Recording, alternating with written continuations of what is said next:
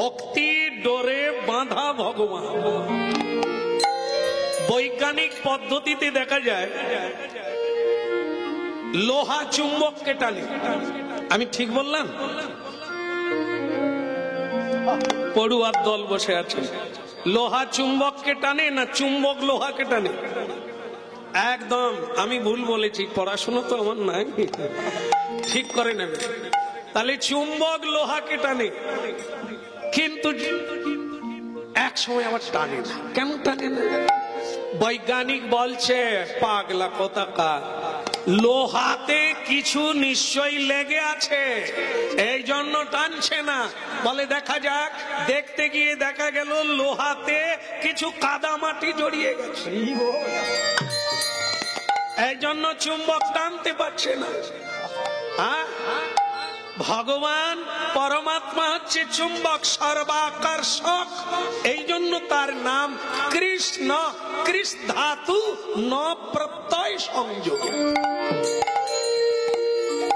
যিনি সকল চিত্তকে আকর্ষণ করে, সব জীবকে আকর্ষণ করে, উনি কৃষ্ণ। তাহলে এত মানুষ ধর্মপথে আসে না কেন? আকর্ষণ করে না, কি করে করবে? লোহাতে যদি কাদা মাটি লেগে থাকে। আরে চুম্বক তো ঠিকই আছে, কিন্তু লোহা, লোহা হলাম আমরা। আমাদের ধর্ম চুম্বকের সঙ্গে একাগ্র হয়ে যাওয়া, একাকৃত হয়ে যাওয়া। কিন্তু অনেক জন্মের কামনা বাসনা রূপী ময়লা কাদা মাটি ওতে আবরণ হয়ে গেছে। এই জন্য কৃষ্ণ স্বয়ং এলেও আমরা বলি খেয়ে দে, কাজ নেই, কাজ করলে দুটো পয়সা। কতগুলো বাবাজি মাতাজি নিয়ে খালি ধেই ধেই করে নাচ। হ্যাঁ, ভক্তমন্ডলী মায়েরা, এই যে দেখেন, আপনারা দেখেন কি একটা নদীতে নৌকা যাচ্ছে। নদী তো আপনারা বুঝেন পুকুরের মতো, ওমা পুকুরের মতো না, ও তো অনেক পুকুর নিয়ে একটা নদী হয়। তাহলে সেই নদীতে একটা নৌকা যাচ্ছে, অনেক প্যাসেঞ্জার আছে জানেন। হঠাৎ দেখা গেল ঝড় বৃষ্টি নেমে, ঝড় বৃষ্টি নেমে গেছে। আর যেই ঝড় বৃষ্টি নেমে গেল নৌকা টলমল করছে, এই ডোবে, এই ডোবে, এই ডোবে। আর যত যাত্রী ছিল কি করতে পারে বলুন? ভগবানকে ডাকবে। জাত স্বভাব। টিয়া পাখিকে কত কিছু শিখানো হয় মা, ময়না পাখিকেও বলা হয় রাধা বলো, কৃষ্ণ বলো। টিয়া পাখিও বলে, কেন? দানা খাবে বলে। কিন্তু যখন খাঁচা খুলে দেবেন, টিয়া পাখিকে যদি বিড়ালে ধরে, তখন টিয়া পাখি রাধা বলবে, কৃষ্ণ বলবে? কে কে? ওইটা তো জাতের সময়। দানা খাওয়ার জন্য কটা দিন কৃষ্ণ বলেছিল, কিন্তু বিড়াল যখন ধরেছে তার ভেতরের স্বভাব বেরিয়ে এসেছে। এই জন্য যে খুব বিপদে পড়লে মানুষ কৃষ্ণ বলবে, অভ্যাস থাকলে তো। উরি বাবারে কি হবে রে, বাড়িতে বলে আসি না, ক্যাশের চাবি আমার কাছে, দোকানের চাবি আমার কাছে, আলমারির চাবি আমার কাছে, আমি তো বোধহয় আর বাঁচবো না। হে কি হলো গো মা, তুমি কোথায়? বাবা নৌকা ডুবি যখন হতে যাচ্ছে এরকম চিৎকার চেঁচামেচি করছে। আর একজন সাধু ছিল নৌকায়, সে তখন কি করেছে, একটা জলের পাত্র নিয়ে নদীর জল নৌকাতে দিচ্ছে। নদীর জল নৌকাতে দিচ্ছে, আপনারা কি বলবেন? উপকার হচ্ছে? ওই প্যাসেঞ্জাররা সব রেগে গিয়ে বলছে, কথাকার সাধুগা, এ তোমার মতলবটা কি? এমনিতেই ডুবু ডুবু অবস্থা, তুমি আবার জল দিচ্ছ, তার মানে তো তাড়াতাড়ি ডুবে যাবে। আবার কিছুক্ষণ পরে দেখা গেল বৃষ্টি থেমে গেল, ঝড় থেমে গেল, নৌকা ভেসে উঠল।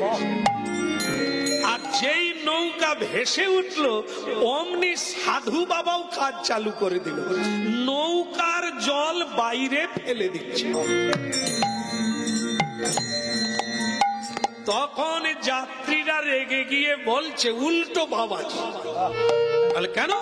যখন নৌকা ডুবে যাচ্ছে বাইরের জল নৌকায় দিচ্ছ, আবার যখন ভেসে যাচ্ছে নৌকার জল বাইরে ফেলছো। বলি মতলবটা কি? সাধু বলে কি করব, কাজ তো একটা করতে হবে। বলে তা বলে উল্টো কাজ। তুমি এমনিতে নৌকা ডুবে যাচ্ছিল, তুমি কেন বাইরের জল নৌকায় দিচ্ছিলে? নৌকা তো অবস্থা আরো খারাপ। তো তখন সাধু বাবা বলে আমি না হয় বাইরের জল নৌকায় দিচ্ছিলাম, তোমরাই বা কি করছিলে? এই যাইরে বাবরে মারে করে এদিক থেকে ওদিক যাচ্ছ, নৌকা তো আরো তাড়াতাড়ি ডুববে। যাইরে বাবরে মারে করলে কি নৌকা উঠবে? বলে তাহলে আপনি কি করছিলেন? বলে দেখে এ অনন্ত ব্রহ্মাণ্ড মানুষের ইচ্ছায় চলে না, সবই তার ইচ্ছায় চলে। আর তার ইচ্ছায় যখন চলে তখন প্রতিটি মানুষ যদি তার ইচ্ছায় ইচ্ছা মিলিয়ে দেয়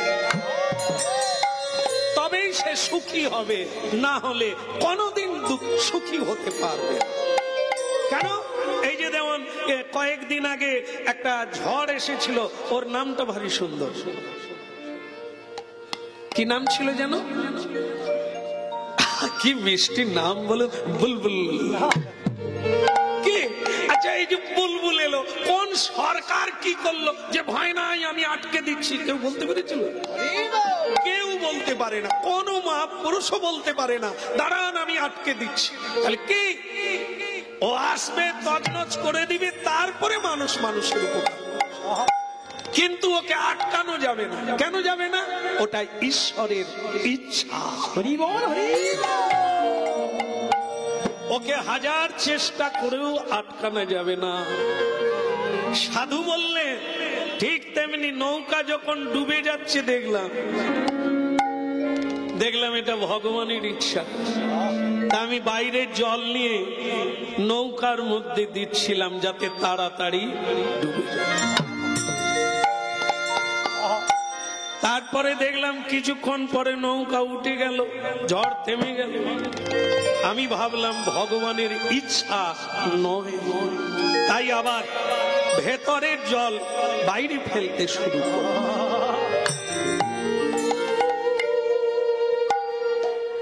এছাড়া জীবের কোনো গতি না। যখনই দুঃখ আসবে মেনে নাও, হাজার চেষ্টা করলেও একে তাড়াতে পারবে না। কেন পারবে না? আরে মানুষ কেউ তো দুঃখ চায় না, তবু আসবে কেন? এটাই নিয়ম। ও আসবে আবার ও চলে যাবে। সুখ মানুষের জীবনে আসে আবার চলে যায়, কেউ তাকে ধরে রাখতে পারে না। এই জন্য কর্ম আগে আন, যেমন কর্ম তেমন ফল। ভগবান শুধু কর্মের ফল দান করে। জন্ম হোক যথা তথা, কর্ম হোক বড়। তাহলে আপনারা লীলা সাধন করুন, এই মাটির পৃথিবীর লীলা, অন্য কোন জগতের লীলা নয়, এই জগতের। আপনারা যেখানে বসে আছেন আমি আপনাদের অনেককে লক্ষ্য করেছি, যারা জানেন তারা করেছেন। সে রাস্তার উপরে হোক, মাঠের উপরে হোক, হরিনাম যেখানে হবে হাঁটু গেড়ে প্রণাম করে বসতে, তবে তো মনে হবে আপনি শ্রদ্ধা করছেন। সম্মান রাখিলে হয় সাধুর লক্ষ্য। ঈশ্বর ছাড়া আমার একটা নিঃশ্বাস পর্যন্ত পড়বে না, তার দয়াতেই আমি বেঁচে আছি। না হলে কোটি কোটি টাকার মালিক মরে যায় কেন? টাকা থাকলেই যদি মানুষ বাঁচে, তাহলে ধনী লোক মরে যায় কেন?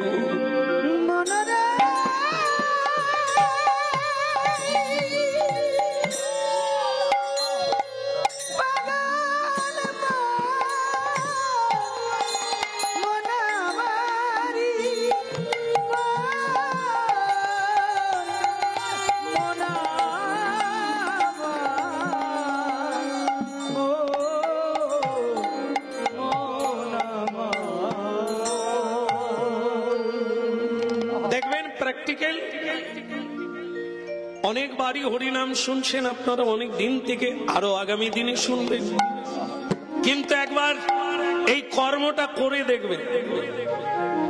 হরিবাসরে গেলে এসে যে খারাপ জায়গা হোক, যেমনই জায়গা হোক, আপনি একটু প্রণাম করে বসে যান। কেন প্রণাম করবেন? কেন? কারণ মানুষ যা পায় তা আসনেই পায়, অন্য জায়গায় পায় না। যেমন দেখবেন মা বাবার শ্রাদ্ধ করতে বসলে, বাড়িতে নারায়ণ পুজো হলে, বাড়িতে কোনো যজ্ঞ হলে, সংকল্প করলে আগে কার পুজো হয়? দেবতার পুজো হয় না, ভগবানের পুজো হয় না, আগে পুজো হয় কার? আসনের পুজো হয়। এগুলো লক্ষ্য করবেন আগামী দিনে যখন আপনারা পুজো পাঠে বসবেন। ব্রাহ্মণ ঠাকুর, বৈষ্ণব ঠাকুর আগে আসনের পুজো করে, তার আগে একটা পুজো করে। কার পুজো? নিজের পুজো করে। দেবতার পুজো করতে গেলে তোমাকে দেবতা হতে হবে, তবে তুমি দেবতার পূজার অধিকারী হবে। চণ্ডাল কোনদিন দেবতার পুজো করতে পারে না। চণ্ডাল যখন দেবত্ব গ্রহণ করে, সাত্বিক গুণের অধিকারী হয়ে যায়, সেও তখন দেবতা, তখন আর জন্ম থাকে না। এই জন্য কর্মই মহান। মানুষ কর্মের দ্বারা পবিত্র হয়ে যায়, কর্মের দ্বারা মহান হয়ে যায়। তাহলে দেখেন, আপনারা বুঝে নেন, শোনার চাইতে বোঝাটা খুব জরুরি। আধ্যাত্মিক পথেই শান্তি, এছাড়া কোনো শান্তি নাই।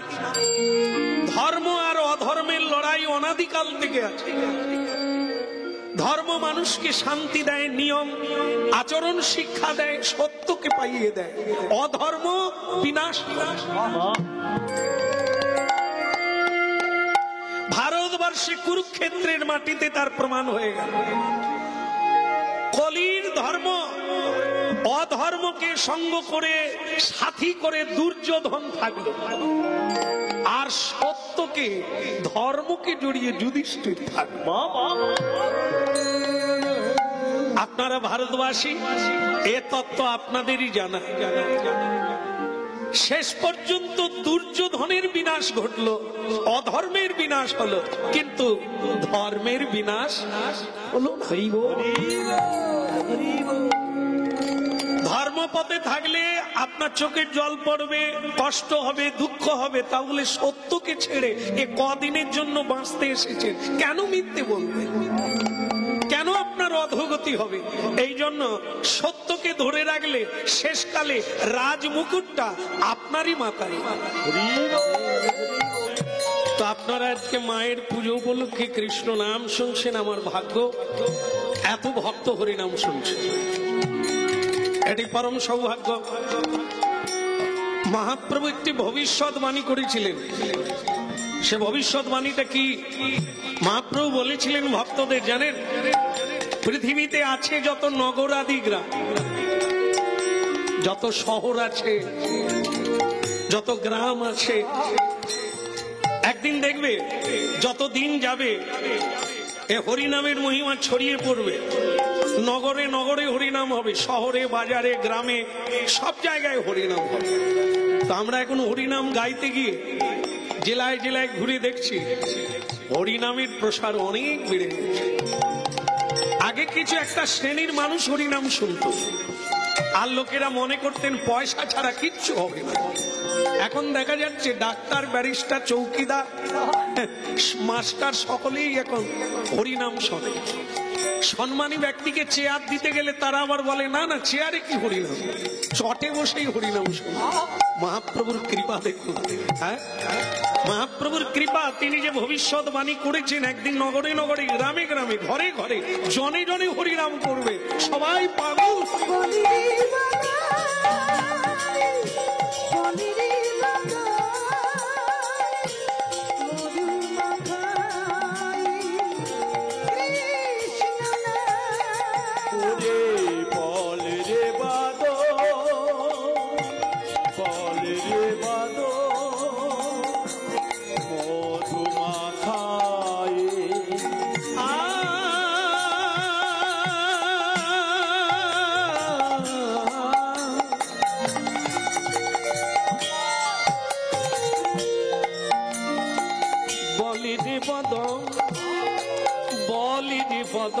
রাধা দামোদর কি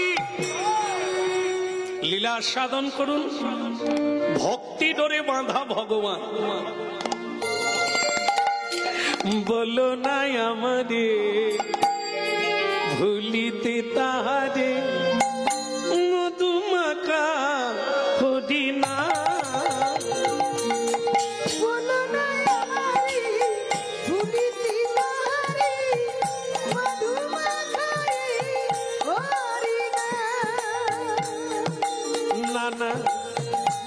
বলো না আমারে, জীবনে যত দুঃখ আসুক কোনো কিছু ছাড়তে হবে না, শুধু একটাই প্রার্থনা রাখতে হবে, যেন তোমার নাম না ভুলে যায়। হৃদয় গৌর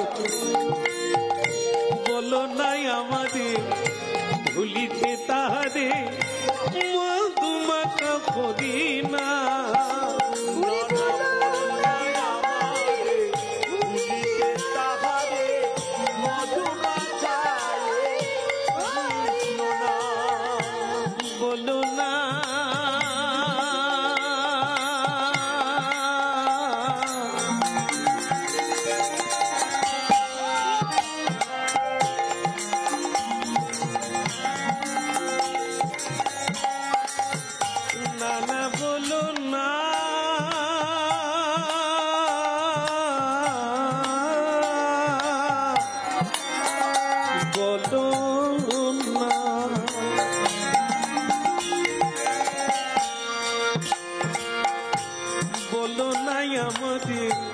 ভুলিতে তাহারে, মধুমাখা হরিনা।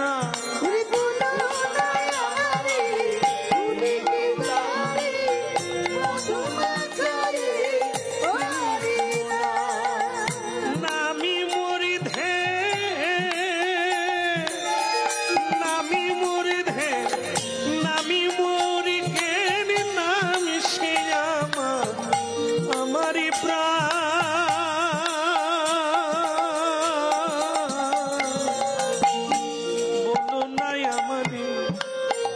ভুলিতে তাহারে, মধুমাখা হরিনা।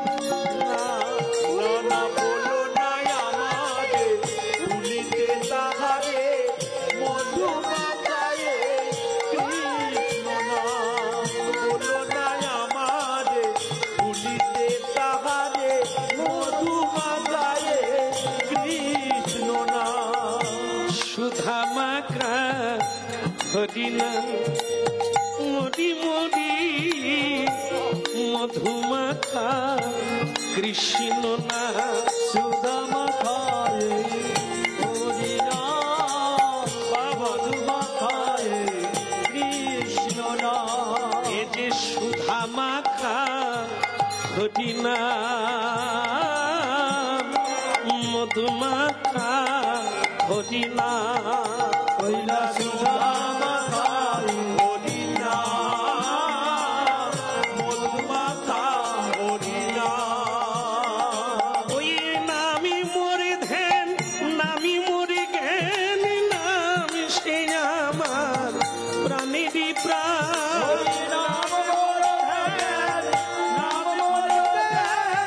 নাম সে আমার প্রাণের প্রাণ। বলো নাই আমারে ভুলিতে তাহারে, মধুমাখা হরিনা।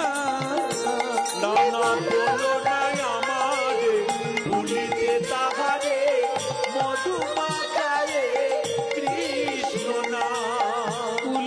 ধ্বনি শঙ্খ ধ্বনি করে যত নারী, উলুধ্বনি শঙ্খ ধ্বনি করে যত নারী, উলুধ্বনি শঙ্খ ধ্বনি করে যত নারী, আরে উলুধ্বনি শঙ্খ ধ্বনি করে যত নারী, হরি হরি ধ্বনি করে ভকত মণ্ডলী, আরে হরি হরি ধ্বনি করে ভকত মণ্ডলী, হরি হরি ধ্বনি করে ভকত মণ্ডলী, আরে হরি হরি ধ্বনি করে ভকত মণ্ডলী, আরে হরি হরি ধ্বনি করে ভকত মণ্ডলী, আরে হরি হরি ধ্বনি করে ভকত মণ্ডলী, হরি হরি ধ্বনি করে ভকত মণ্ডলী। হরি হরি ধ্বনি করে ভকত মণ্ডলী। কিছু মনে করবেন না, একটা কথা না বলে পারি না। এই যে তুমি বাপ এত হরিনাম গাইছো,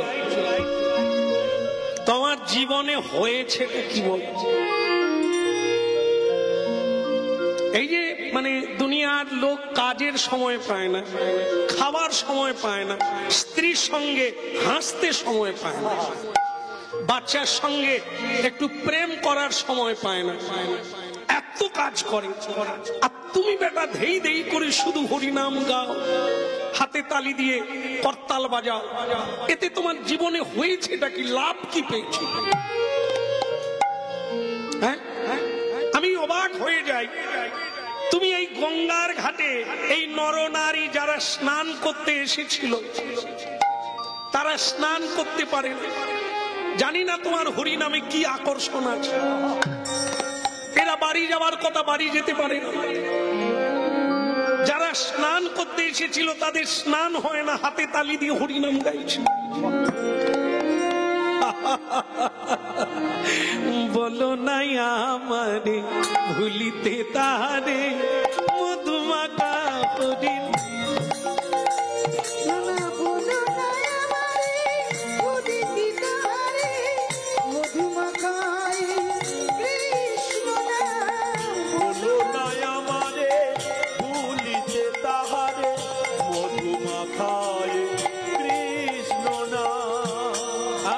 চৈতন্য মহাপ্রভু কি, একটু জোর বললে আরো ভালো লাগবে, বলিয়ে গিরধারী কি। ঠান্ডা হতে দেবেন না।